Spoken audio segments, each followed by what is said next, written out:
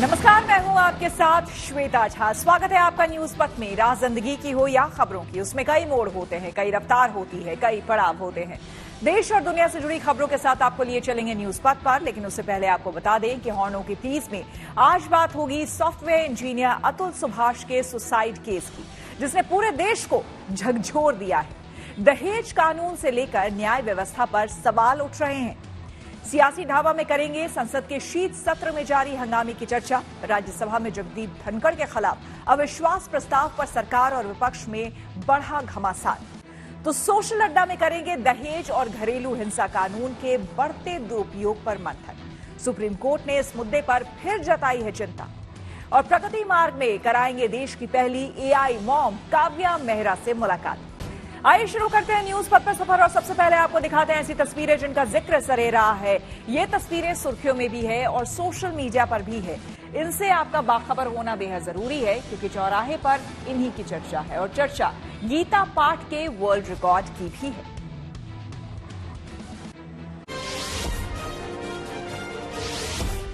मध्य प्रदेश के इंदौर में 1000 से ज्यादा ऐसे बुलेट साइलेंसर्स पर बुलडोजर चला दिया गया, जिनसे सड़कों पर तेज आवाज होती थी और ये नियमों के मुताबिक भी नहीं थे। यहाँ की ट्रैफिक पुलिस ने पिछले कुछ दिनों से ऐसे साइलेंसर्स के खिलाफ अभियान चलाया है। लिहाजा इस अभियान में जो भी साइलेंसर जब्त किए गए उन्हें पूरी तरह से नष्ट कर दिया गया। साथ ही जिन बाइक्स पर ये लगे थे उनके चालान भी काटे गए। कई लोग अपनी गाड़ी का साइलेंसर मॉडिफाई करा लेते हैं और उससे बहुत तेज पटाखों जैसी आवाज आती है और कोई भी दुर्घटना होने की संभावना बनी रहती है। इसके विरुद्ध हम लोगों ने कार्रवाई की है। जो साइलेंसर हम लोगों ने जब्त किए थे, आज हमने उनको नष्ट किया है। गीता जयंती के मौके पर मध्य प्रदेश के भोपाल में गीता पाठ करने का वर्ल्ड रिकॉर्ड बनाया गया। इस दौरान वहां 5000 आचार्यों ने सामूहिक गीता पाठ किया, जिसके बाद Guinness book of world record में नाम दर्ज हो गया। इस मौके पर सीएम मोहन यादव भी मौजूद रहे। यह आयोजन सरकार की ओर से किया गया था। ऐसे में रिकॉर्ड के बाद सीएम मोहन यादव को इस वर्ल्ड रिकॉर्ड का सर्टिफिकेट सौंपा गया।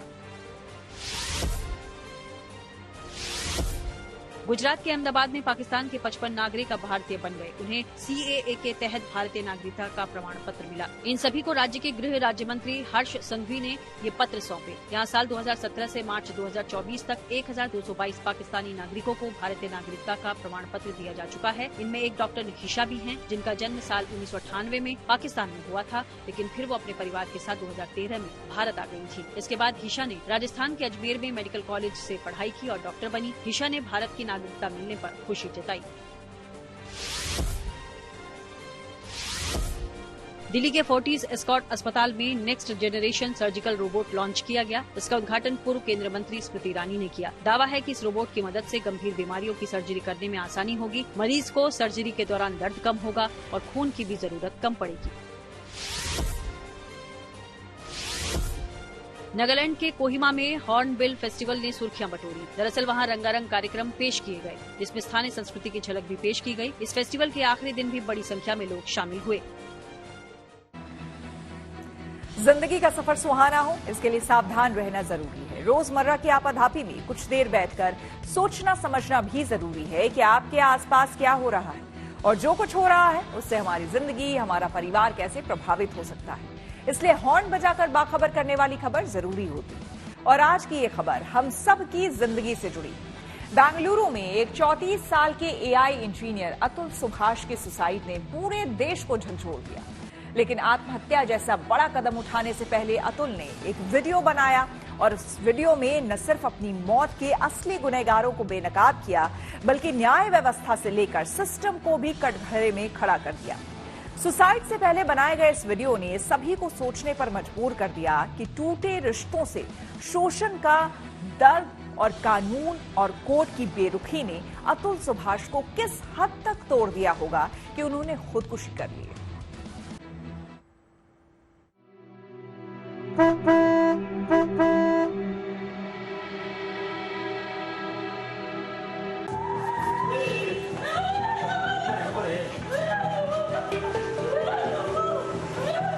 Told me to commit suicide.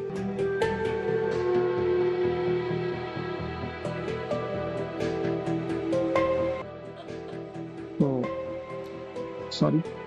Thank you.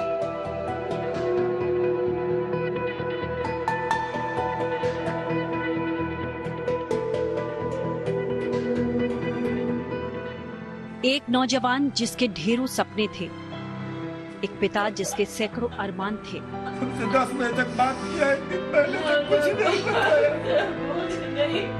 एक बेटा जिसने हजारों ख्वाब सजाए थे।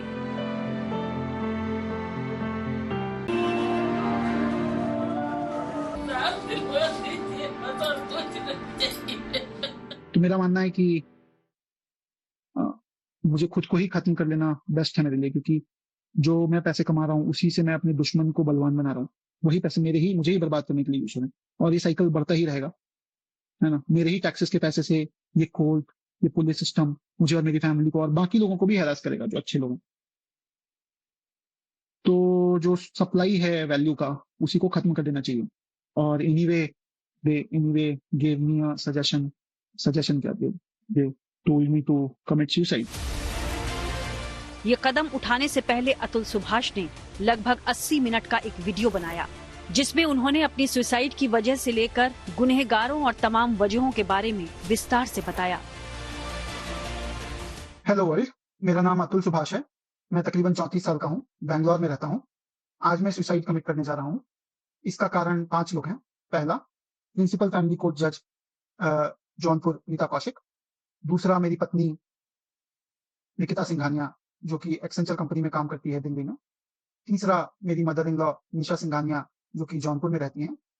चौथा, मेरा ब्रदर इन लॉ अनुराग सिंघानिया, जो कि उर्फ पीयूष सिंघानिया, अनुराग उर्फ पीयूष सिंघानिया, जो कि जौनपुर में रहता है। पांचवा, मेरे पत्नी के अंकल सुशील सिंघानिया, जो कि जौनपुर में रहते हैं। जरा सोचिए कितना बेबस और लाचार रहा होगा वो शख्स। अंदर से कितना टूट चुके होंगे अतुल कि उनको आखिरकार सुसाइड जैसा खौफनाक कदम उठाना पड़ा। ऐसा नहीं है कि उन्हें अपने इस फैसले पर अफसोस नहीं था। इसकी हकीकत से अतुल वाकिफ थे। बेटे के इस तरह जाने के गम में माता पिता टूट जाएंगे। परिवार जो पहले ही बिखरा हुआ था वो और बिखर जाएगा। वो जानते थे कि उनकी मौत की खबर से घर वालों को सदमा लगेगा, फिर भी उन्होंने जान देने का फैसला किया।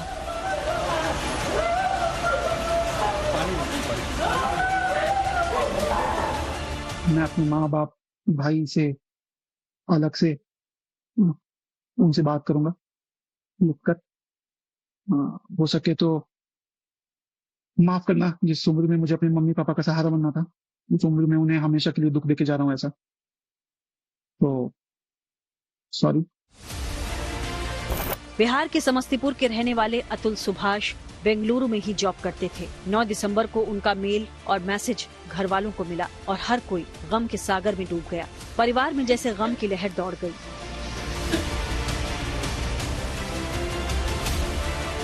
पैतृक गांव में मातम छा गया। हर कोई हैरान रह गया। माता पिता, भाई, रिश्तेदार सब सन्न थे। जिस बेटे को बड़े अरमानों से पाल पोस कर इस काबिल बनाया था, वो इतना मजबूर हो जाएगा ऐसा किसी ने कभी नहीं सोचा था। हमारा बेटा हमको कहता था कि पापा हम जाते हैं कोर्ट में तो हमारे पास हमको जो है तो पूरा जस्टिस नहीं मिलता है। वो हर आदमी हमको जो है तो कानून व्यवस्था के अंतर्गत कोई काम नहीं होता है और ये नियम से चलने वाला, कानून से चलने वाला आदमी था, लेकिन ये कभी भी जो है तो वहाँ की कानून व्यवस्था को एकदम मानता था कि एकदम खत्म है। मुझे खुद को ही खत्म कर लेना बेस्ट है मेरे लिए। तो राष्ट्रपति को लिखे नोट में अदालती सिस्टम को भी कटघरे में खड़ा किया। मेरे मरे हुए शरीर के आसपास मेरी पत्नी या उसका परिवार की तरफ से कोई नहीं आना चाहिए। तीसरा, मेरा अस्थि विसर्जन तब तक नहीं होना चाहिए जब तक मेरे हरासर्स को पनिशमेंट नहीं मिलता है, तो मेरा अस्थि विसर्जन ना हो। अगर इतने सारी चीजें, एविडेंस और सब कुछ होने के बाद भी अगर कोर्ट, ये जज और मेरे बाकी के हरासर्स को पनिशमेंट नहीं देती है और बरी कर देती है, तो मेरा जो अस्थि है वहीं कोर्ट के बाहर किसी गटर में बहा देना चाहिए, ताकि मैं ये जान जाऊं हमेशा हमेशा के लिए, मैं ये अपना लेसन सीखता रहूं कि इस देश में क्या वैल्यू है एक लाइफ की। तो ये एक है। और जुडिशियरी से मेरी एक दरख्वास्त है कि मेरे माँ बाप और भाई को इन फॉल्स केसेस में और हरास नहीं किया जाए, इसे खारिज किया जाए और मेरे हरासर्स को और इस करप्ट जज को और ये माधव का भी इन्वेस्टिगेशन होना चाहिए। कि पत्नी बच्चे की परवरिश के नाम पर लाखों की डिमांड करती थी। पैसे को लेकर ही वो 2021 में बेंगलुरु में बच्चे के साथ घर से चली गई थी।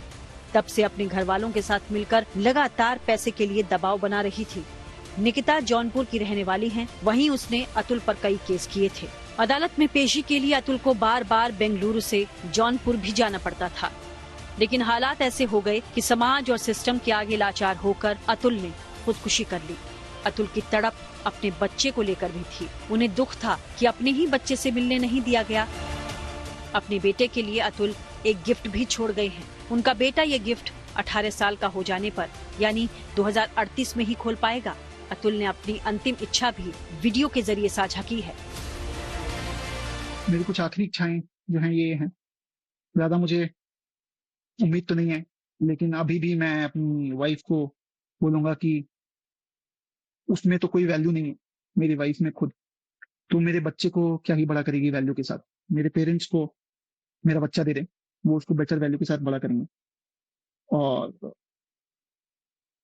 आई think she should have done it with me, she should have given the child to me, but मुझे बच्चे से अलग रख के दुख पहुंचाने के लिए उसने किया है, जबकि उसे भी पता है वो बच्चे को रेज करने में अक्षम है। खुद ही बोली कि मैं बच्चे के परवरिश के लिए पैसे भी नहीं है अगर तुम्हारे पास, तो हमें दे दो बच्चा, हमें मेरा आखिरी अंश है, मेरे माँ बाप को दे दो, वो बहुत नाजों से पालेंगे उसे। और मेरा भाई एक बहुत अच्छा आदमी है, वो भी पालेगा उसे। इंसाफ का इंतजार अब भी है।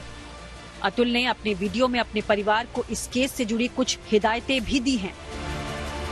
मैं अपने माँ बाप और भाई को बोलूंगा कि बिना किसी कैमरा के मेरी पत्नी या उसकी माँ या उसके किसी भी फैमिली मेंबर से बिना कैमरा पब्लिक प्लेस के ना मिले।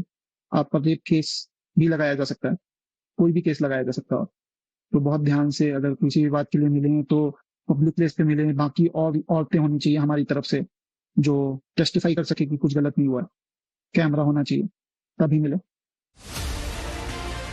अतुल के मुताबिक पत्नी ने 4.5 साल के बेटे तक से मिलने नहीं दिया। अपने बेटे के लिए अब मौत से पहले अतुल एक गिफ्ट छोड़ गए हैं, जो चाहते हैं कि वो 2038 में 18 साल का होने पर खोले। नतीजा ये हुआ कि सुभाष अब इस दुनिया में नहीं है। अपने अंतिम वीडियो में उन्होंने पत्नी और उनके परिवार पर आरोप लगाए हैं। हालांकि निकिता का परिवार इन आरोपों को नकारते हुए बेबुनियाद बता रहा है। सुभाष जो आरोप लगाने सारा निराधार है। जो निकिता है वो बाहर है, वो जब आ जाएगी तो सारी हर चीज का जवाब देगी। हर चीज जितनी भी उन्होंने ब्लेम लगाया सारा सब चीज का एक्सक्यूज है उसके पास में। बेंगलुरु से सगै राज और समस्तीपुर से जहांगीर आलम के साथ bureau report, good news today.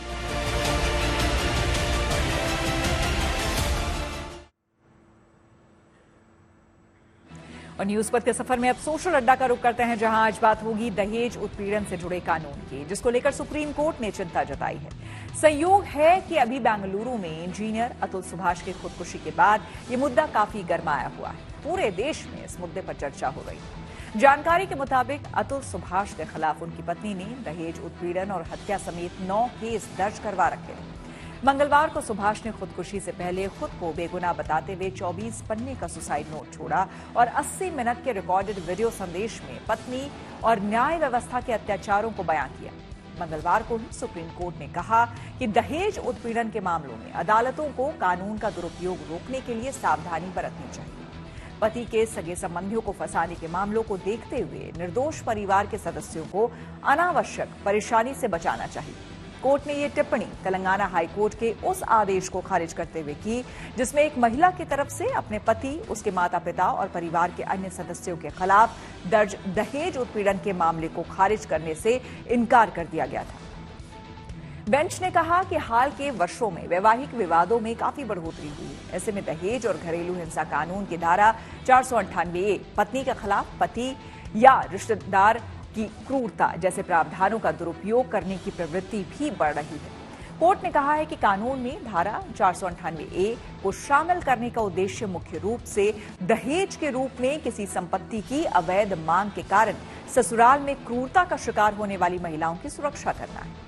Court ने कहा कि हालांकि कभी कभी इसका दुरुपयोग किया जाता है, जैसा कि वर्तमान मामले में हुआ है। क्योंकि पत्नी ने पति और उसके परिवार के सदस्यों के खिलाफ व्यक्तिगत प्रतिशोध के कारण शिकायत दर्ज कराई थी। इसी साल सितंबर में सुप्रीम कोर्ट ने घरेलू हिंसा कानून और धारा 498A को सबसे ज्यादा दुरुपयोग किए जाने वाले कानूनों में से एक बताया था। इन कानूनों पर सवाल इसलिए भी उठते हैं क्योंकि इनका कन्विक्शन रेट बहुत कम होता है। एनसीआरबी की रिपोर्ट के मुताबिक घरेलू हिंसा कानून और धारा 498A में कन्विक्शन रेट सिर्फ 18% है, यानी कि बाकी मामलों में या तो आरोप साबित नहीं हो पाते या फिर सेटलमेंट हो जाता है। जाहिर है, शादी विवाह के बाद पति पत्नी के बीच होने वाले कानूनी विवाद बड़ा रूप ले लेते हैं। ऐसे में एक पक्ष दूसरे पक्ष को प्रताड़ना भी दे सकता है। इसी मुद्दे पर हमने कुछ लोगों से बात की और उनकी राय जानी। माननीय उच्चतम न्यायालय का जो डिसीजन है वो बहुत ही परफेक्ट है, क्योंकि कुछ महिलाओं के द्वारा, ऐसा नहीं मैं कह रहा हूँ कि 100% महिलाओं के, कुछ महिलाओं के द्वारा डॉरी वाले केसेस के ऊपर मतलब बहुत ही गलत तरीके से फायदा उठाया गया है, जिसमें कहीं ना कहीं लड़कों का या पुरुषों का कहें तो उत्पीड़न हुआ है। कोर्ट ने जो चीज कहा है बिल्कुल सही कहा है, क्योंकि आजकल कुछ लड़कियां, कुछ औरतें जो हैं नाजायज फायदा उठा रही हैं इन चीजों का। क्योंकि हमें लगता है कि एक इंसान मतलब गलत है तो इसका मतलब ये नहीं कि हर इंसान गलत है, कोई कुछ लोग सही होते हैं, इसका नाजायज फायदा उठाया जा रहा है। तो कोर्ट ने ये चीज तो बिल्कुल सही बोली है। कानून बन रही है, सही है, क्योंकि जो तरह से मिसयूज हुई है ये बहुत ही गलत हुए हैं। हमने भी बहुत से केसेस देखे हैं जिसमें गलत हुआ है, तो ये बनना बहुत जरूरी था और इसका मैं समर्थन करता हूँ सरकार के साथ, ताकि आगे से ये केसेस कुछ ना हो। जो बेगुनाह हैं वो बचे, जो जिनको सजा होनी है उन्हें हो। मेरा ऐसा मानना है कि आप अगर दहेज है, अगर एक्चुअली में चीजें हो रही हैं तब आप आवाज उठाएं। आप किसी को फंसा रही हैं तो टोटली गलत होता है, क्योंकि एज अ ह्यूमन आपको भी सोचना चाहिए उसके बारे में, और आपको उसको भी आपके बारे में सोचना चाहिए। फीमेल के लिए भी कुछ स्ट्रिक्ट एक्शंस लाना चाहिए ताकि ऐसा केसेस बार बार ना हो। और हमेशा फीमेल्स को दिखाया जाता है सामने की काफ़ी विक्टिम्स है फीमेल, मतलब मुझे ऐसा लगता है कि इस मामले में काफ़ी अच्छे से काम करना चाहिए और टुवर्ड्स मतलब मेंस के लिए भी काफ़ी अच्छे रूल्स होने चाहिए ताकि फीमेल्स को भी वैसी सिमिलर सजा हो। कोर्ट ने सही फैसला लिया है कि जो गुनाहगार हो वो फंसे और जो ना हो वो बच जाए। पहाड़ों में बर्फबारी से दिल्ली तक बड़ी ठंड। आइए सीधे आपको ले चलते हैं न्यूज एक्सप्रेसवे पर, जहां देश भर की कुछ और जरूरी खबरें कर रही हैं आपका इंतजार। हरियाणा और पंजाब के बॉर्डर पर आंदोलन कर रहे किसान नेताओं ने कहा है कि वो गुरुवार को बड़ा ऐलान कर सकते हैं। वैसे इन सभी ने 13 दिसंबर को हर गांव में केंद्र और राज्य सरकार के पुतले जलाने की भी अपील की है। इसी बीच अनशन पर बैठे किसान नेता जगजीत सिंह डल्लेवाल की मेडिकल जांच की गई। दावा है कि उनका वजन 12 किलो कम हो चुका है। सुप्रीम कोर्ट ने एक ट्रांसजेंडर टीचर के मामले में अपना फैसला सुरक्षित रख लिया। इससे पहले ट्रांसजेंडर टीचर को उसकी लैंगिक पहचान उजागर होने के बाद यूपी और गुजरात के निजी स्कूलों से निकाल दिया गया था। इसके बाद ये मामला सुप्रीम कोर्ट पहुंचा, जहां से अब फैसले का इंतजार है। प्रधानमंत्री मोदी ने वीडियो कॉन्फ्रेंसिंग के जरिए स्मार्ट इंडिया हैकाथॉन कार्यक्रम में हिस्सा लिया। इस दौरान पीएम ने तकनीक के इस्तेमाल पर जोर दिया। उन्होंने युवा शक्ति को देश की ताकत बताया। स्मार्ट इंडिया हैकाथॉन के ग्रैंड फिनाले का देश भर के 51 सेंटर पर एक साथ आयोजन किया जा रहा है, जो कि 15 दिसंबर तक चलेगा। इसमें छात्रों के अलावा शिक्षाविद और दूसरे एक्सपर्ट भी शामिल हैं। पहाड़ों में हुई बर्फबारी से उत्तर भारत समेत देश के कई हिस्सों में शीतलहर का दौर है। जम्मू कश्मीर के बांदीपोरा में भी भारी बर्फबारी हुई। ये ताज़ा बर्फबारी स्थानीय बच्चों और सैलानियों के लिए खुशखबरी लेकर आई है। वो इस बर्फ के बीच खेलते नजर आए। दिल्ली में बांग्लादेशी घुसपैठियों को तलाशने के लिए पुलिस ने अभियान शुरू कर दिया। उसने कालिंदी कुंज इलाके में लोगों के कागजात चेक किए। एलजी के आदेश के बाद ये सख्ती हो रही है। खबरों के एक्सप्रेसवे से आगे रुक करते हैं सियासी ढाबे का, जहां आज की सबसे दिलचस्प खबर मौजूद है। भारत के संसदीय इतिहास के 72 वर्षों में ऐसा पहली बार हुआ है जबकि देश के उपराष्ट्रपति यानी कि राज्यसभा के सभापति को ही पद से हटाने के लिए विपक्ष अविश्वास प्रस्ताव लाया। राज्यसभा के सभापति जगदीप धनखड़ के खिलाफ लाए गए इस अविश्वास प्रस्ताव के जरिए विपक्ष का आरोप है कि सभापति उनकी सुनते नहीं है, सिर्फ और सिर्फ सत्ता पक्ष को बोलने का मौका देते हैं। बीजेपी विपक्ष के इस प्रस्ताव को सोरोस मुद्दे से ध्यान भटकाने की कोशिश करार दे रही है। इस दौरान सत्ता पक्ष और विपक्ष दोनों तरफ से सियासी तकरार तेज है। चेयरमैन के खिलाफ नोटिस देते हो।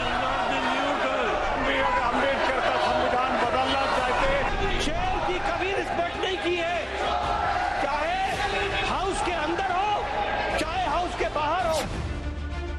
संसद में एक बार फिर हंगामे की गूंज है। 25 नवंबर से शुरू हुआ संसद का शीतकालीन सत्र लगातार हंगामे और तकरार की भेंट चढ़ रहा है। देश में 72 साल के संसदीय लोकतंत्र के इतिहास में राज्यसभा के सभापति यानी देश के उपराष्ट्रपति के खिलाफ विपक्ष अविश्वास प्रस्ताव लाया, तो ऐसे में एक बार फिर संसद में हंगामा होना लाजमी था। सत्ता पक्ष और विपक्ष के दरमियान खूब बहस हुई। विपक्ष ने सभापति जगदीप धनखड़ पर पक्षपातपूर्ण रवैया अपनाने का आरोप लगाया। जो हमने अविश्वास प्रस्ताव दिया है, हमने कई मिसाल ऐसे गिनाए हैं। परसों ही किस तरीके से अध्यक्ष जी ने सरकार के सांसदों से कहा बोलो बोलो बोलो बोलो, और जो इल्जाम लगाए जा रहे थे, नेता सदन के नेता खुद हमारे नेताओं के नाम लेकर इल्जाम लगा रहे हैं और वो रिकॉर्ड पर आ रहा है, बहुत आपत्तिजनक है। तो पक्षपात नहीं होना चाहिए, निष्पक्ष तरीके से सदन चलना चाहिए। राज्यसभा में अपनी बात नहीं कह पाने और आसन की ओर से पक्षपाती रवैया अपनाने की शिकायत के साथ विपक्षी दलों ने सभापति जगदीप धनखड़ के खिलाफ अविश्वास प्रस्ताव का नोटिस दिया। अविश्वास प्रस्ताव का ये नोटिस अनुच्छेद 67B के तहत दिया गया है, जिसमें उपराष्ट्रपति या राज्यसभा के सभापति को पद से हटाने के लिए राज्यसभा में साधारण बहुमत से अविश्वास प्रस्ताव पारित करना होता है। इसके बाद लोकसभा में भी इस प्रस्ताव का साधारण बहुमत से पास होना जरूरी है। जब भी विपक्ष सरकार से सवाल पूछता है तो मंत्रियों के जवाब देने से पहले ही चेयरमैन खुद सरकार की ढाल बनकर खड़े होते हैं। उनके आचरण ने देश के गरिमा को बहुत नुकसान पहुंचाया है। मैं और एक बार ये सेंटेंस पढ़ता हूं। उनके आचरण ने देश के गरिमा को बहुत नुकसान पहुंचाया है। देश के संसदीय इतिहास में ऐसी स्थिति ला दी है कि हमें उनके खिलाफ ये रेजोल्यूशन का नोटिस लाना पड़ा। राज्यसभा के सभापति देश के उपराष्ट्रपति होते हैं। ऐसे में सम्मानित पद के खिलाफ पिछले 72 वर्षों में पहले कभी अविश्वास प्रस्ताव नहीं आया था, लेकिन सदन में जारी गतिरोध के दरमियान ये नौबत भी आ गई। कई मुद्दों पर एक दूसरे के साथ जारी तकरार के बीच ही विपक्ष इस मुद्दे पर एक साथ आ गया। विपक्ष चेयर से प्रोटेक्शन मांगता है, वही विपक्ष का संरक्षक होता है, पर अगर खुद सभापति सत्ता पक्ष और प्रधानमंत्री का खुला गुणगान कर रहे हो तो विपक्ष की कौन सुनेगा। इसके लिए तो वही कहावत कही जा सकती है, बाड़ी खेत को खा रही है। सदन ने इस मुद्दे पर हंगामा किया। सदन में इस मुद्दे पर हंगामा हुआ तो सभापति को बीजेपी नेताओं का साथ भी मिला। राज्यसभा में सदन के नेता जेपी नड्डा ने इसे सोरोस और कांग्रेस के रिश्तों से ध्यान भटकाने की कोशिश करार दिया, तो संसदीय कार्य मंत्री किरेन रिजिजू ने कांग्रेस से माफी मांगने की मांग की। मुद्दे को भटकाने के लिए इन्होंने कुत्सित प्रयास किया कि इन्होंने चेयर पर आक्षेप लगा करके अविश्वास प्रस्ताव लाने का प्रयास किया।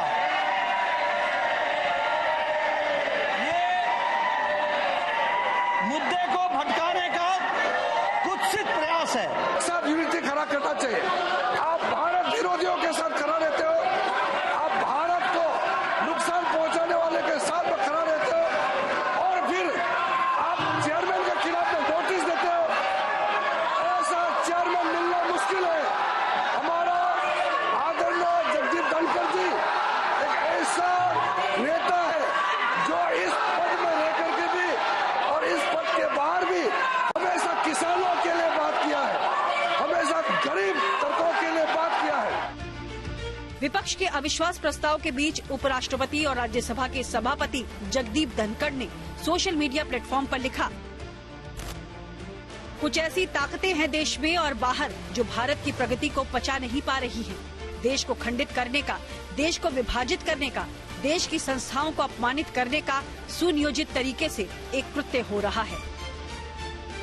जगदीप धनखड़ के खिलाफ अविश्वास प्रस्ताव को लेकर सत्ता और विपक्ष दोनों में जुबानी जंग जारी है। राज्यसभा के सभापति, चेयरमैन, भारतवर्ष के उपराष्ट्रपति, उनके खिलाफ अविश्वास प्रस्ताव लाने की बात, उनके खिलाफ अविश्वास प्रस्ताव लाया जा रहा है। इस विषय में नोटिस सर्व किया गया है। ये सब हमने मीडिया के माध्यम से देखा है। आप जरा सोच के देखिए, इस पूरे सदन में और सदन के बाहर भी जिस प्रकार गांधी नेहरू खानदान का सोरोस के साथ किस प्रकार एक संबंध है, और उस संबंध के विषय में आज हम और भी बात करेंगे, मगर सोरोस फाउंडेशन से पैसा लेकर देश को अस्थिर करने की जो षड्यंत्र है, उसमें सोनिया गांधी, राहुल गांधी और पूरा गांधी नेहरू परिवार उसमें संतृप्त है, संलिप्त है। मैं सदन में लगभग 22 साल से हूं और लगभग 4 चेयरमैन को मैंने देख चुका हूं। मैं वेंकैया जी थे, भैरव सिंह शेखावत जी थे, 2 बार हामिद अंसारी जी थे, लेकिन आज जो स्थिति मैं देख रहा हूं ये पहले कभी मैं देखा नहीं। इतनी भयंकर स्थिति है और हमारे चेयरमैन साहब मजा लेते हैं, वो मजा लेते हैं, वो संसद नहीं चलाते, सर्कस चला रहे हैं। इस तरह से अगर देश की पार्लियामेंट कोई चलाएगा तो देश में ना संविधान रहेगा ना डेमोक्रेसी रहेगी। विपक्ष भले ही लामबंद है, लेकिन सत्ता पक्ष के नंबर के आगे विपक्ष का ये प्रस्ताव कितना असरदार हो सकता है ये तो जाहिर है। मगर उससे भी अहम ये कि राज्यसभा के सभापति के खिलाफ अविश्वास प्रस्ताव लाने की अहम शर्त ये है कि अविश्वास प्रस्ताव लाने से 14 दिन पहले नोटिस दिया जाता है, जो आज दिया गया है। लेकिन संसद का ये सत्र 20 दिसंबर को खत्म हो जाएगा। ऐसे में 14 दिनों बाद इस अविश्वास प्रस्ताव का क्या होगा, ये बड़ा सवाल है। Bureau report, good news today. News वक्त पर आगे है धन बाजार, जहां शेयर बाजार से लेकर कारोबार तक की सभी अहम खबरें होती हैं, जिसका सीधा रिश्ता आपकी आमदनी आपकी जेब से होता है। तो तेज रफ्तार खबरों के बीच ये जरूरी खबरें छूट न जाए, इसलिए सीधे आपको लिए चलते हैं धन बाजार। शेयर बाजार में एक बार फिर दिन भर उतार चढ़ाव देखने को मिला। हालांकि आखिर में ये हरे निशान पर बंद होने में कामयाब रहा। सेंसेक्स 16 अंक ऊपर चढ़कर 81,526 पर पहुंच गया, जबकि निफ्टी 32 अंक चढ़कर 24,642 पर बंद हुआ। सोने चांदी में तेजी देखने को मिली। सोना 80,000 ही हो गया। आज ये प्रति 10 ग्राम 620 अंक उछलकर 80,400 पर पहुंच गया, जबकि 1 किलो चांदी की कीमत 1450 रूपए उछली। इस तरह ये 96,300 पर पहुंच गई। एडीबी यानी एशियन डेवलपमेंट बैंक ने मौजूदा वित्त वर्ष के लिए भारत की जीडीपी ग्रोथ रेट का अनुमान घटा दिया। एडीबी का अनुमान है कि ये 6.5% रहेगी, जबकि पहले जीडीपी ग्रोथ रेट 7% रहने का अनुमान जताया गया था। गूगल को बड़ी कामयाबी। टेक्नोलॉजी से जुड़ी ऐसी ही जरूरी खबरों को जानने समझने के लिए आइए चले डिजिटल गली। मोटोरोला ने अपने यूजर्स को एक और तोहफा दिया। उसने सस्ता 5G स्मार्टफोन भारत में लॉन्च कर दिया। इसका नाम मोटो G35 5G है। इसकी कीमत 9,999 रूपए रखी गई है। इसमें 4GB रैम और 128 GB स्टोरेज दिया गया है। कंपनी का दावा है कि ये स्मार्टफोन इस प्राइस रेंज में सबसे पतला है, जिसकी मोटाई सिर्फ 7.79 मिलीमीटर है और इसका वजन 185 ग्राम है। गूगल ने टेक्नोलॉजी के क्षेत्र में बड़ी कामयाबी हासिल की। दरअसल उसने दुनिया का सबसे तेज क्वांटम कंप्यूटिंग चिप विलो पेश कर दिया। गूगल के सीईओ सुंदर पिचाई ने अपने सोशल मीडिया हैंडल पर इसकी जानकारी दी। दावा है कि ये सुपर कंप्यूटिंग चिप जटिल से जटिल कैलकुलेशन को पल भर में हल कर सकती है। दुनिया भर में माइक्रोसॉफ्ट से जुड़ी सेवाओं पर मंगलवार को फिर तकनीकी दिक्कत आई। इस दौरान कई यूजर्स आउटलुक और वन ड्राइव समेत कई सेवाओं का इस्तेमाल घंटों तक नहीं कर पाए। हालांकि बाद में कंपनी ने कहा कि इस दिक्कत को सुलझा लिया गया है। टीम इंडिया पहुंच चुकी है ब्रिस्बेन। खेल जगत से जुड़ी ऐसी इंटरेस्टिंग खबरों को जानने के लिए आइए चले खेल चक्कर। ऑस्ट्रेलिया महिला क्रिकेट टीम ने तीसरे और आखिरी वनडे मैच में भारतीय महिला क्रिकेट टीम को 83 रन से हरा दिया। पर्थ के वाका क्रिकेट ग्राउंड में कंगारू टीम ने पहले बल्लेबाजी करते हुए 6 विकेट पर 298 का स्कोर बनाया। जवाब में स्मृति मंधाना के शतक के बावजूद भारतीय टीम 215 रन पर सिमट गई। इस जीत के साथ ही ऑस्ट्रेलिया ने 3 मैचेस की सीरीज को क्लीन स्वीप कर लिया। भारतीय महिला क्रिकेट टीम की धुआंधार बल्लेबाज स्मृति मंधाना के लिए ये साल शानदार बीता। वो इस साल अब तक 4 शतक लगा चुकी हैं। इसके साथ ही वो किसी एक साल में वनडे में 4 शतक लगाने वाली पहली महिला खिलाड़ी बन गई हैं। उन्होंने 2024 में 10 मैचेस की 10 पारियों में 66.5 की औसत और 97.24 की स्ट्राइक रेट के साथ 599 रन बनाए। मंधाना 4 शतक के अलावा 1 अर्धशतक भी लगा चुकी हैं। इंडिया और ऑस्ट्रेलिया के बीच 14 दिसंबर को ब्रिस्बेन में तीसरा टेस्ट मैच खेला जाना है, लेकिन ब्रिस्बेन रवाना होने से पहले टीम इंडिया के साथ एक अनोखा वाकया हुआ। भारतीय खिलाड़ियों को एयरपोर्ट ले जाने वाली बस यशस्वी जायसवाल के बगैर ही रवाना हो गई। ऐसा इसलिए हुआ क्योंकि उन्होंने बस पकड़ने में देर कर दी थी। हालांकि जायसवाल बाद में टीम के साथ जुड़ गए और सेम फ्लाइट में ब्रिस्बेन के लिए रवाना हुए। फिलहाल दोनों टीमों के बीच चल रही बॉर्डर गावस्कर ट्रॉफी के 2 मैच खेले जा चुके हैं और सीरीज 1-1 की बराबरी पर है। आईसीसी की ताज़ा टेस्ट रैंकिंग में इंग्लैंड के हैरी ब्रूक नए नंबर 1 बल्लेबाज बन गए। 25 साल के ब्रूक ने बल्लेबाज जो रूट की जगह ली। वो अपने करियर में पहली बार टेस्ट बल्लेबाजी में नंबर 1 खिलाड़ी के सिंहासन पर काबिज हुए हैं। लेकिन भारत के विराट कोहली को इस रैंकिंग में बड़ा झटका लगा। खराब प्रदर्शन के चलते वो 6 स्थान फिसल गए हैं और अब 20वें स्थान पर पहुंच गए। वेस्टइंडीज ने सेंट किट्स में खेले गए दूसरे वनडे मैच में बांग्लादेश को 7 विकेट से हराकर 3 मैचेस की वनडे सीरीज अपने नाम कर ली। ये वेस्टइंडीज की बांग्लादेश के खिलाफ 10 साल में पहली वनडे सीरीज जीत है। वेस्टइंडीज ने रविवार को पहले वनडे में बांग्लादेश की लगातार 11 मैचेस की जीत का सिलसिला तोड़ा था। जाइडेन सील्स ने करियर का सर्वश्रेष्ठ प्रदर्शन करते हुए 22 रन देकर 4 विकेट झटके। बांग्लादेश की टीम 46वें ओवर में 227 रन ही बना पाई। इसके बाद कैरेबियाई बल्लेबाज ब्रैंडन किंग ने 82 रन की तेज पारी खेली और वेस्टइंडीज ने 37वें ओवर में जीत हासिल कर ली। इसी के साथ न्यूज पथ में मेरे यानी कि श्वेता झा के साथ फिलहाल इतना ही। देश दुनिया की तमाम पॉजिटिव खबरों के लिए आप देखते रहिए गुड न्यूज टुडे।